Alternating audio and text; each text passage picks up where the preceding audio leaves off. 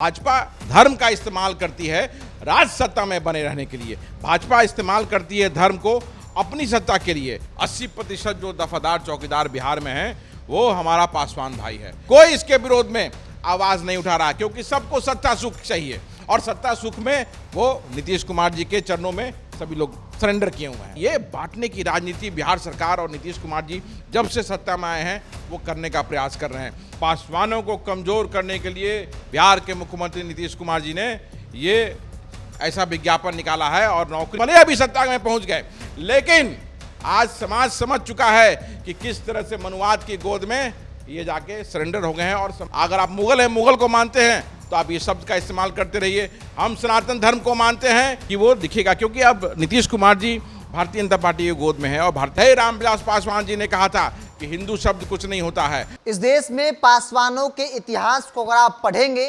देखेंगे तो आप यह पाएंगे कि पासवान हमेशा से चौकीदारी करते आए हैं। मतलब पासवानों की जिम्मेवारी और जवाबदेही समाज की सुरक्षा है, चाहे वो सरकार सिस्टम में हो या फिर राजा महाराजाओं के जमाने में हो। लेकिन आज की तारीख में बिहार सरकार ने जो वैकेंसी निकाली चौकीदारों को लेकर, जिसमें स्पष्ट तौर पर अब तक जो दिखा कि सिर्फ पासवानी उसमें भागीदारी उनकी रही, लेकिन अब जो है उस चौकीदार की वैकेंसी में हर एक जाति धर्म के लोग जो है वो अपना दाखिला दे सकते हैं और वो चौकीदारी कर सकते हैं। और इसलिए भी कहा जा रहा है कि बिहार सरकार ने पासवानों की चौकीदारी को छीन ली है। हर तरफ चर्चा हो रही है। मेरे साथ बिहार कांग्रेस सेवा दल यंग ब्रिगेड के प्रदेश अध्यक्ष आदित्य पासवान हैं। पासवान समाज से आते हैं, तो इसलिए सवाल आपसे बनता है कि क्या वाकई में जो चर्चा है, जो सवाल है कि भाई बिहार सरकार ने, नीतीश कुमार की सरकार ने पासवानों की चौकीदारी को छीन ली है? बिल्कुल। और देखिए, हमारा जो पासवानों का इतिहास रहा है वो युद्ध कौशल में पारंगत होने का रहा है और समाज की रक्षा हमने सदियों से की है। और आज भी 80% जो दफादार चौकीदार बिहार में हैं वो हमारा पासवान भाई है। और उसमें सेंध लगाने के लिए, पासवानों को कमज़ोर करने के लिए बिहार के मुख्यमंत्री नीतीश कुमार जी ने ये ऐसा विज्ञापन निकाला है। और नौकरी में जो दफादार चौकीदार की जो नौकरी थी वो जो पासवान लोग करते थे, उसमें सारी जातियों को वो घुसाने का काम कर रहे हैं। और जो समाज को बांटने का काम, ये बिल्कुल ही उसका ये उदाहरण है। आप देखिए पहले कैसे उन्होंने दलित महादलित किया, और अभी देखिए वहाँ पे इधर इन्होंने पासवानों को बांटने के लिए, कमज़ोर करने के लिए आप सारी जातियों को घुसा दिया। उधर विकास मित्र में सिर्फ महादलित को। क्या हमारा वहाँ हक नहीं है? सबको सब अगर आप ऐसा कर रहे हैं तो वहाँ हमें उसका जगह मिलना चाहिए। तो आपने हमें कमज़ोर किया है। हमारी मांग है कि इसको फिर से इसको रोल बैक किया जाए और पासवानों का जो इतिहास रहा है रक्षा करने का, और जो आज हम चौकीदारी कर रहे हैं बिहार में बड़ी संख्या में 80% जो हम हैं, वो फिर से हमें हमारा हक मिलना चाहिए। और आप विकास मित्र की बात कर रहे हैं तो सिर्फ महादलित क्यों, उसमें भी हमारा हक बनना चाहिए, वहाँ भी हमारी प्रेजेंस होनी चाहिए। तो ये बांटने की राजनीति बिहार सरकार और नीतीश कुमार जी जब से सत्ता में आए हैं वो करने का प्रयास कर रहे हैं। लेकिन बिहार का पासवान समाज, बिहार का रविदास समाज आज इनकी चाल को समझ गया है और एकता और संगठित होने की तरफ बढ़ चुका है। अगर ये इस बार अगर इसको रोल बैक नहीं किए तो संगठित होके, एकत्रित होके इनके खिलाफ वोट करेगा। सवाल ये भी होता है, चूंकि पासवानों को लेकर चर्चा है, लेकिन जो सत्ता में बैठे पासवान नेता है, चाहे वो बिहार की बात कर ली जाए, बिहार सरकार की बात कर ली जाए, या फिर केंद्र की मोदी सरकार की बात कर ली जाए, कई बड़े पासवान चेहरे हैं, वो अब तक मौन है। तो लगता नहीं कि उनकी भी जवाबदेही समाज के प्रति है? बिल्कुल, समाज के प्रति जवाबदेही है। समाज का नाम लेकर के ही आज वो सब लोग विधायक और सांसद बने हुए हैं। लेकिन ये दुख और अफसोस की बात है कि समाज के लिए कोई लड़ नहीं रहा है।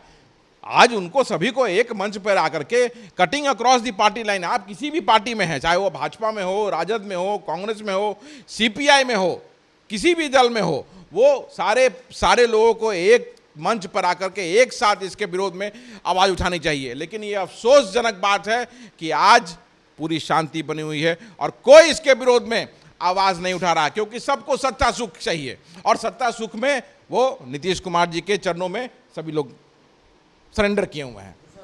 पासवान जी ले लेते हैं, चूंकि जो देश स्तर पर चर्चा हुई राहुल गांधी के सदन वाले बयान को लेकर, विपक्ष जो आपके विरोधी हैं भारतीय जनता पार्टी हो या फिर उनके सहयोगी दल हो, कह रहे हैं कि भाई जो हिंदू हिंसक को लेकर जो राहुल गांधी ने जो बयान दिया, बिहार की बात करी जाए तो चिराग पासवान ने कहा कि हिंदू हैं हिंसक कैसे हो सकते हैं, बहुत ये गलत बयान है, राहुल गांधी को ऐसा बयान नहीं देना चाहिए। मैं भी एक हिंदू हूँ, मुझे दुख है, दर्द है इस बात का कि भाई राहुल गांधी जी ने ऐसा बयान दिया। भाई देखिए, लाइन से बेलाइन हट के बयान देना इन लोगों की पुरानी आदत है, खासकर चिराग पासवान। अब राहुल गांधी जी, उन्होंने हिंसक हिंदू किस कॉन्टेक्स्ट में कहा? उन्होंने भाजपा के हिंसक हिंदुत्व की चर्चा की कि भाजपा धर्म का इस्तेमाल करती है राज सत्ता में बने रहने के लिए, भाजपा इस्तेमाल करती है धर्म को अपनी सत्ता के लिए, लोगों के बीच में धर्म का इस्तेमाल करती है ताकि वो धर्म के समाज को बांट सके और अपना फायदा ले सके, उसकी वो चर्चा कर रहे थे। और उन्होंने बड़ा सुंदर उदाहरण दिया, कैसे भगवान शिव के बारे में चर्चा उन्होंने की, गुरु नानक जी, अल्लाह, सभी के बारे में सभी धर्मों के बारे में बात किया। तो अब उसको तोड़ मोड़ के भारतीय जनता पार्टी फिर से एक बार लोगों के बीच डालने का प्रयास कर रही है। चिराग पासवान कर रहे हैं कि मुझे भी अफसोस है। तो चिराग पासवान जी अगर ये कह रहे हैं कि उन्हें हिंदू वाला बयान जो है उसमें अफसोस है, तो मेरा ये कहना है चिराग पासवान जी को कि पहले आप अपने पिताजी का दिसंबर 1998 का वो लोकसभा का संबोधन को सुनना चाहिए कि जिसमें श्रद्धेय रामविलास पासवान जी ने कहा था कि हिंदू शब्द कुछ नहीं होता है। और किसी भी आप उपनिषद में दिखा दीजिए, किसी भी वेद, गीता, रामायण, महाभारत, कहीं भी हिंदू शब्द का इस्तेमाल नहीं है। हम सनातनी हैं, हम सनातन की बात करते हैं। और मुगल आए थे बाहर से, विदेशी आए थे बाहर से, उन्होंने सिंधु को हिंदू किया। तो आप मुगल हैं क्या? अगर आप मुगल हैं, मुगल को मानते हैं, तो आप ये शब्द का इस्तेमाल करते रहिए। हम सनातन धर्म को मानते हैं और हम सनातन धर्म को मानते रहेंगे। ये लोग सिर्फ ड्रामा, नौटंकी, विरासत मिल जाने से, कोई विरासत की राजनीति को संभालने के लिए भी तो दिमाग चाहिए, वो शक्ति चाहिए, शिक्षा चाहिए। तो आज ये बताता है कि सिर्फ शब्दों का जाल जो इन्होंने दिल्ली बंबई से सीखा है, शब्दों का जाल लोगों के बीच में जाकर के वो ठग करके भले अभी सत्ता में पहुंच गए, लेकिन आज समाज समझ चुका है कि किस तरह से मनुवाद की गोद में ये जाके सरेंडर हो गए हैं और समाज से इनका कोई लेना देना नहीं है। सवाल लेते हैं और बिहार पे आते हैं। बिहार सरकार ने जातीय जनगणना कराई, गणना कराई, आपकी सरकार थी, महागठबंधन की सरकार थी। संख्या के हिसाब से आबादी को लेकर फैसला लिया गया कि 65% आरक्षण का दायरा जो बढ़ाया जाए। हाई कोर्ट ने झटका दिया। हाई कोर्ट ने स्पष्ट तौर पे कहा कि भाई आरक्षण नहीं बढ़ाया सकता है, 65% ये सही नहीं है। लगता है कि भाई अब भी जो सरकार ने फैसले लिए थे उस पर कुछ उम्मीद है आप लोगों को? नहीं, देखिए, इसमें पहला तो ये है ना कि आज भारतीय जनता पार्टी की सरकार जो केंद्र में चल रही है वो जनता दल यूनाइटेड के एक सशक्त समर्थन से चल रही है। तो पहला ये है कि आप सुप्रीम कोर्ट में सरकार इसको चैलेंज कर रही है, करना भी चाहिए, वो अलग एक चीज़ है। लेकिन सरकार को आज राष्ट्रीय जनतांत्रिक गठबंधन में जो नीतीश कुमार जी इंपॉर्टेंट पार्ट है, उन्हें वहाँ आदरणीय प्रधानमंत्री जी पर एक दबाव बनाना चाहिए बिहार के उन वंचित लोगों के लिए जिसके लिए आरक्षण का प्रावधान किया गया था कि भाई आपको इसको 9वीं अनुसूची में, संविधान के 9वीं अनुसूची में डालिए और इसको कानून बना करके आरक्षण को लागू कीजिए। लेकिन वो सिर्फ बयानों में होता हुआ है दिख रहा है मुझे, वो सही में वस्तुस्थिति, वो धरातल पे वो मुझे उम्मीद नहीं है कि वो दिखेगा। क्योंकि अब नीतीश कुमार जी भारतीय जनता पार्टी की गोद में है और भारतीय जनता पार्टी हमेशा शुरू से आरक्षण का विरोध करती रही है। और नीतीश कुमार जी की अगर मंशा सही रहती, उन्होंने ठीक है कास्ट का जो गिनती है वो कराया और आरक्षण को विधानसभा में करके लागू किया, लेकिन मेरा यह मानना है कि उससे एक स्टेप और आगे बढ़ना चाहिए था और इसको विधेयक पारित कराना चाहिए था ताकि वो कानून बनता और आरक्षण लागू होता। तमिलनाडु में इस तरह से हुआ, आज वहाँ 50% से ऊपर आरक्षण है। उत्तर पूर्व, नॉर्थ ईस्ट के जितने भी राज्य में आप जाएंगे सभी जगह ये चीज़ है।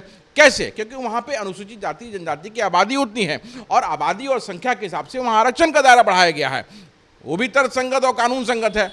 कैसे वहाँ पे है? तो जब वहाँ हो सकता है तो यहाँ भी हो सकता है। तो सरकार ये अपनी दोहरी राजनीति है, लोगों को ठगने का काम बंद करे और सही में आप चाहते हैं कि संख्या के हिसाब से जो आरक्षण का दायरा बढ़ा है वो सही में लागू हो, तो आप इसको 9वीं अनुसूची में डलवाइए और कानून बना करके आरक्षण का दायरा बढ़ाइए, अन्यथा ये माना जाएगा कि एक और ये झूठ नीतीश कुमार जी का है। 9वीं अनुसूची में शामिल करने की चर्चा भी हो रही है और मांग भी विपक्ष की तरफ से किया जा रहा है, क्योंकि नीतीश कुमार के हाथ में सत्ता का बागडोर है। नीतीश कुमार वो ताकत इस वक्त बने हुए हैं जिस ताकत के बगैर भारतीय जनता पार्टी एक कदम भी आगे नहीं बढ़ सकती है। चर्चा की शुरुआत जो है वो पासवानों को लेकर हुई थी। आदित्य पासवान कांग्रेस से हैं, कांग्रेस सेवा दल यंग ब्रिगेड के बिहार के अध्यक्ष है और इन्होंने साफ तौर पे कहा कि नीतीश कुमार दोहरी नीति है, ये महादलित और दलितों के साथ हमेशा से इस तरीके की नीति अपनाते रहे और फिर से पासवानों को साइड करने के लिए, पासवानों की हकमारी के लिए उन्होंने इस तरह के फैसले जो है वो लिए हैं। बहरहाल इस फैसले को लेकर आपका क्या ख्याल है, आप अपनी राय को कमेंट बॉक्स में रखिए। अगर आप मेरे चैनल को यूट्यूब पर देख रहे हैं तो सब्सक्राइब कर लीजिए, फेसबुक पर देख रहे हैं तो पेज को लाइक और फॉलो कर लीजिए।